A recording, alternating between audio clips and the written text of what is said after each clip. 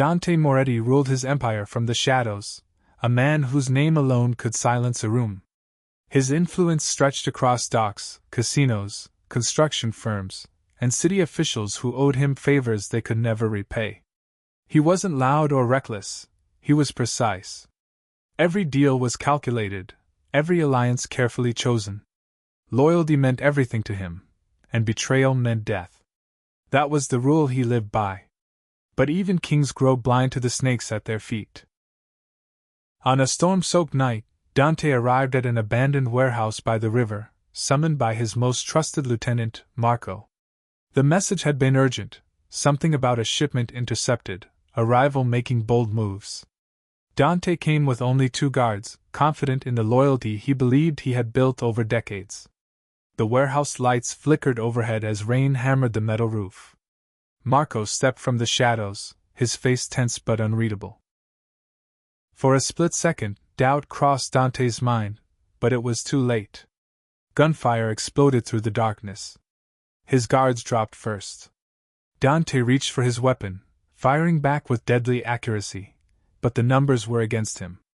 Bullets tore through crates and steel beams, one striking his side, another his chest.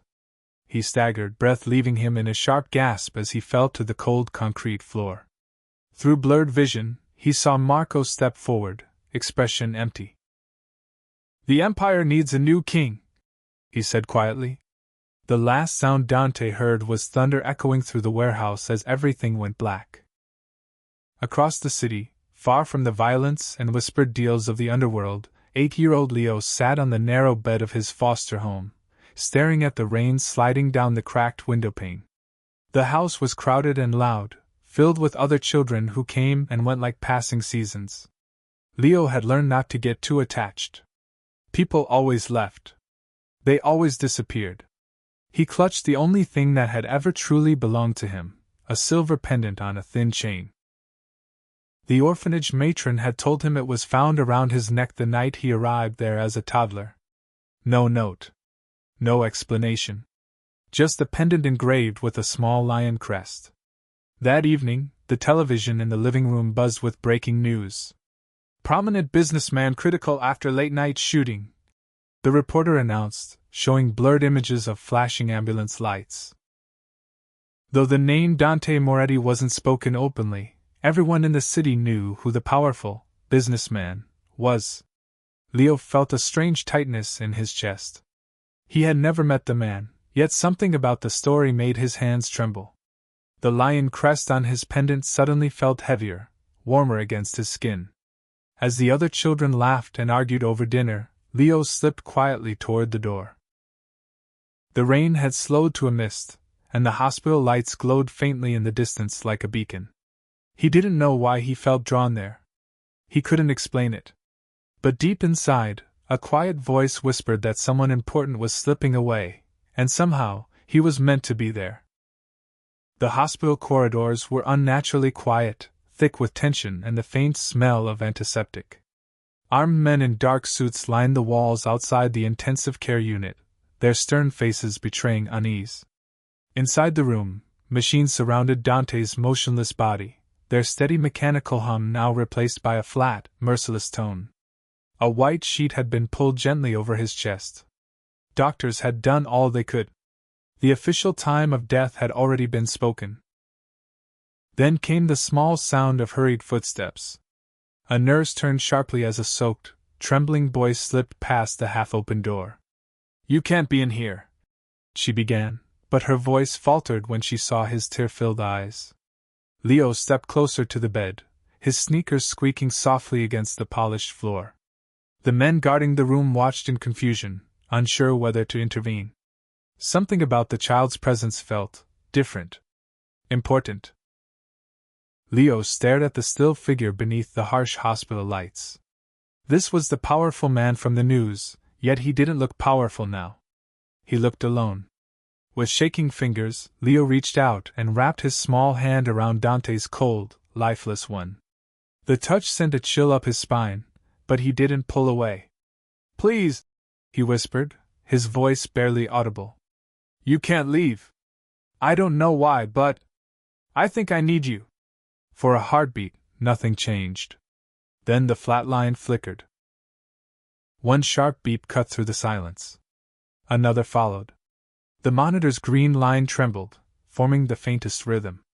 Gasps filled the room as nurses rushed forward. The impossible had just happened. Chaos erupted the moment the monitor found its rhythm. Nurses shouted for the crash cart, doctors rushed back into the room, and the guards who had faced bullets without flinching now stared in stunned disbelief. The steady beeping grew stronger, more consistent, as if Dante's heart had simply decided it wasn't finished yet.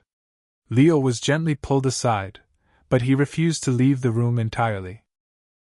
He stood near the wall, watching as medical staff worked tirelessly, shock written across their faces. They had already declared him gone.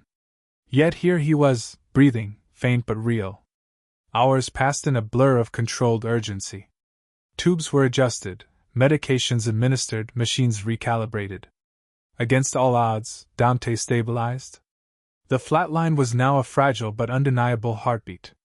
Days later, sunlight filtered through the hospital blinds, casting pale gold lines across the sterile room. Dante lay still, but no longer lifeless. Leo sat quietly in a chair beside the bed, the silver pendant resting against his chest. Then it happened. Dante's fingers twitched. Leo leaned forward, eyes wide. Slowly, painfully, Dante's eyelids lifted. His gaze was unfocused at first, drifting across the ceiling before landing on the small figure beside him. Confusion flickered in his dark eyes, then something deeper. Recognition. Leo instinctively held up the pendant, the lion crest catching the light. Dante's breathing hitched. His sister had worn the same crest, a symbol of their family. A memory surged through him like fire. This wasn't random. This wasn't fate playing tricks. Someone had tried to erase his bloodline. And they had failed. Recovery was slow, but Dante's silence was more terrifying than any outburst. From his hospital bed, he listened as reports poured in, territories shifting, allies wavering, rivals circling like vultures. Marco had already begun presenting himself as the new leader, claiming Dante's death as proof that the old era was over. But Dante was very much alive, and now he had something far more dangerous than power. He had purpose. The moment he was strong enough to stand, he summoned his most loyal men. The room fell silent when he entered, pale but unbroken. Gasps spread like wildfire. Marco's lie shattered instantly. Investigations began quietly. Dante demanded every file related to his sister's fatal accident from years ago. What had once seemed like a tragic mishap now revealed missing details, altered reports, bribed officials. The deeper he dug, the clearer the pattern became. Marco hadn't just betrayed him for power, he had orchestrated the crash that killed Dante's sister. Leo had survived by chance, hidden away before anyone could trace the bloodline. Rage burned cold and controlled inside Dante's chest. This war wasn't about territory anymore. It was about family. One by one, Marco's supporters vanished from positions of influence. Accounts were frozen. Safe houses raided. Loyal captains reclaimed control of the streets. When Marco finally realized Dante was alive, fear replaced his ambition. Their final confrontation was swift and merciless. In a deserted office overlooking the city, Marco tried to justify his actions. Dante said nothing. Betrayal had a price. But as Dante walked away from the aftermath, he knew something had changed. For Leo's sake, this would be the last war he ever fought. Months passed, and the city slowly adjusted to a version of Dante Moretti no one had ever seen before. The ruthless king of the underworld began closing the bloodiest chapters of his empire. Illegal operations were sold off or quietly dismantled. Legitimate businesses, construction, shipping, real estate, became the foundation of a cleaner legacy. Some of his old associates called it weakness. Others understood the truth: Dante wasn't retreating. He was rebuilding. At a quiet seaside villa far from the noise of the city, life felt different. The air carried salt instead of gunpowder. Laughter replaced whispered threats. Leo now had his own room, his own books, and a sense of belonging he had never known. For the first time, he didn't feel like a child waiting to be left behind. One evening, as the sun dipped into the horizon, Dante and Leo sat across from each other at a small wooden table with a chessboard between them. Dante studied the pieces carefully before moving a knight. "Every decision shapes the future," he said softly. "One wrong move can cost everything." Leo smiled, moving his pawn forward. "But sometimes you get a second chance." Dante paused, looking at the boy, the child who had pulled him back from the edge of death with nothing more than a small hand and a whispered plea. His empire had once been built on fear.